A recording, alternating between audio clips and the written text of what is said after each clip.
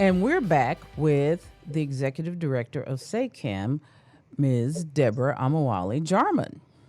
Deborah, so you were talking to us about women's suffrage. Who is the next person that you think is just an unsung hero of that movement? Well, this next person is not necessarily an unsung hero. Her name is Martha Grunig. But what a lot of people don't know, if you do a search for her, you certainly will see her surrounding the suffrage movement. She is a well known attorney in the New York area. But I want to talk to you about her connection with the African American community. She was also an attorney for the NAACP, and she worked directly with W.E.B. Du Bois. And what significance she has to Texas, I know you're thinking, okay, so how does a New York attorney in the early 1900s connect with Texas? Well, I will tell you, when the Houston riot took place, Mm-hmm. and this is a commercial for SACAM, SACAM.org, S like Sierra, triple A, C like Charlie, AM.org. If you go to our website and then you click on explore, I'm sorry, you click on learn and then you go to explore exhibits. We have an exhibit entitled The Military Embraces Segregation. And in that exhibit, there are a few different scenarios of segregation in Texas. One of them is entitled The Houston Riots, which is from the 24th Infantry of the Buffalo Soldiers. Well, when these men were taken into custody that supposedly started this riot, prior to them being moved to Fort Sam, the NAACP, they were called to investigate. And guess who came to investigate? It was Martha Grunig. And she wrote a multiple page report that is also a part of that virtual exhibit about what she observed, who she talked to, and she put together an account of what happened on August 23rd, 1917, in Houston, Texas. So, again, high powered suffrage attorney from New York, Martha Grunig, came all the way to Houston, Texas to fight for the rights of the Buffalo Soldiers who were unfortunately court martialed, and so many of them were hung without due process right here at Fort Sam Houston. Wasn't that Wow. cool? How many people know about, I wonder, the riots in Houston? A lot of people don't. And we also talk about the Brownsville incident. Yeah, there were a lot. And when you bring it forward and you talk about the 1960s and how, well, you don't even have to bring it that forward, but you look at World War II and how there was a huge push to recruit Negro soldiers at the time, and so many organizations were standing up and saying, "Wait a minute, you want us to go and fight abroad, but we're not even treated equally at home. We can't even vote, but we're going to put our lives on the line for this country that we call the United States of America." Where the Constitution starts out, "We the people." Well, who exactly are we the people? When you look at the Virginia codes, which is the Virginia slave codes, which goes back to the whole concept of police brutality in our country. It was not illegal to kill a slave because a slave was not considered a person. A slave was considered property. So the code actually states that if the master kills a slave in the course of discipline or anything like that, they will not be tried. So there you go. So, how did we get to change? Hmm. How did we get? to where we are today and where we moved to in the 60s? Well, without sounding pessimistic, really, the more things change, the more they stay the same. How we got to the Civil Rights Act was, I think it was because we hit people where it hurt in their pockets.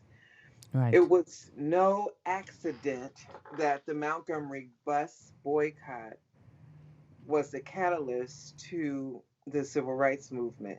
When you talk about a year that people aren't riding the bus, people that normally ride the bus. And put that say that again, because I think people don't realize that. They think it was one bus ride, but that was 1 year. It was 1 year, again, started by one woman who just said, I'm not going to the back shoot, I'm tired. I'm not walking back there. I'm Again, it just, was a sister who needed to rest. yes, I'm Started it sitting all right up. here. And but it was a year which made an economic impact, which fast Hmm. forwarding us to today. And it was um planned and designed to make an economic impact, to exactly, show, hey, we have buying power. And we exactly. have so with that buying power, with that economic decision making ability, should come the same equal rights that exist for our fellow man of a different hue or lack of hue. Oh, Right? absolutely. That's And exactly what was done and was orchestrated. It wasn't a willy-nilly effort. It wasn't something that was kind of thrown together. It was really well orchestrated and planned to have the very impact that it did. absolutely.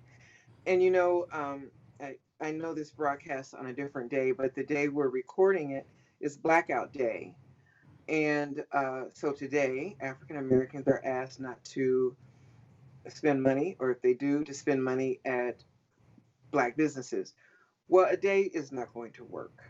I Hmm. can tell you this: if we stopped purchasing, if we only purchased from African American business for a month, it would be a totally different ball game.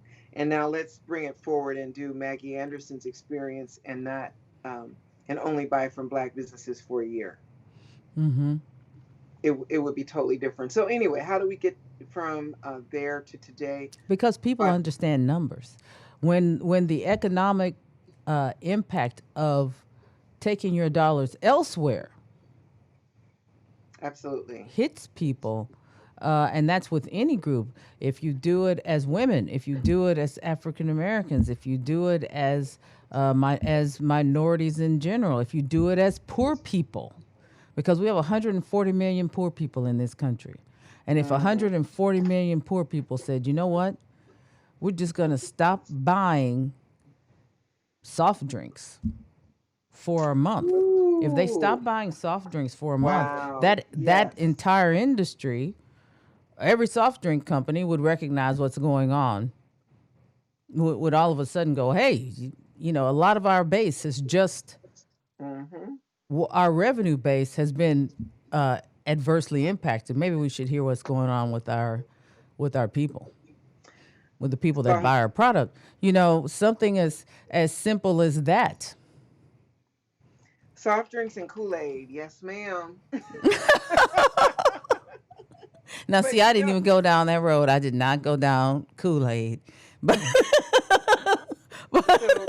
so since you're a health advocate, and I know we're coming short on our time, I looked at every packet of Kool-Aid has red dye number 40 in it. Every single packet. Okay, I'm just going to drop the mic there. Hawaiian Punch, red dye number 40. Yeah. like, yeah, I am definitely a health advocate. I used to weigh 340 pounds. I lost 187 pounds, and I've kept it off for 10 years now. You go, girl. I've kept it off for 8 years. It took me 2 years to lose it, and then kept it off for the 8 years following the 2 years. But a lot of where we are health wise in this country and what we're seeing with COVID-19 could be, we what how we're eating, what we're eating, and how we're living, we have power. The individual has the power to go back and commandeer their lives and what's going on in their lives. The hopelessness that people feel right now, and the helplessness does not have to be true. There is hope, there is power in taking command of your own life. You know, and that's one of the reasons why I like highlighting the sheroes, because they prove that in the most adverse moments in this country and in this life, that you can rise. You can be better than you ever thought you could be, and better than anybody else ever said you could be. It doesn't matter what someone else thinks. What matters is what you do, what action you take. And that's why you are my shero. Okay, I'm just saying. I'm just saying. Deborah, thank you so much for taking the time today out of your schedule to tell us about some women who made a difference in this country, in this state, and in our lives today that's still relevant. I appreciate your knowledge and the history that you bring back to life for the rest of us. Thank you, Tiffany. Thanks for having me. See you next time. Okay. You have a great day. And you all, and to my listeners, you guys have been listening to On the Record with Tiffany. Come on back and listen to us next week, because we're going to have more great guests and more great show for you.